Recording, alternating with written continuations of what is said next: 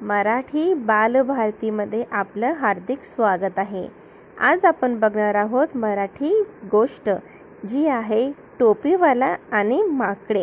ही गोष्ट आपण बालपणीत ऐकली असेल, तर चला आताही ऐकूया। माकडे आणि टोपीवाला। एक टोपीवाला टोप्या विकण्यासाठी बाजारात निघाला होता। तो चालून चालून दमला। तो एका आंब्याच्या झाडाखाली बसला। तेथे त्याला झोप लागली। तो बिचारा थकलेला असेल आणि चालून चालून थकून गेल्याच्यामुळे तो एका झाडाखाली झोपून गेला आणि झोपला। ते झाड होतं आंब्याचं। आता बघूया पुढे काय होतं। टोपीवाल्याने युक्ती केली। त्याने आपल्या डोक्यावरील टोपी काढून जमिनीवर जोरात आपटली। माकडांनीही आपल्या डोक्यावरील टोप्या खाली फेकल्या।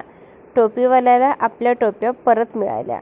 ज्या वेळेस टोपीवाल्याने माकडांवरती दगड फेकून मारले होते, त्यावेळेस माकडांनी कैऱ्या फेकून मारल्या आणि ज्या वेळेस टोपीवाल्याने आपली टोपी जमिनीवर फेकली, त्यावेळेस माकडांनीही त्याच्या टोप्या आपल्या डोक्यावरून काढून खाली फेकल्या।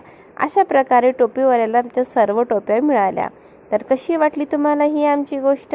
ही गोष्ट नाहीये, तर ही मराठी बालभारतीमधील एक धडा आहे, जो पुस्तकातला आहे।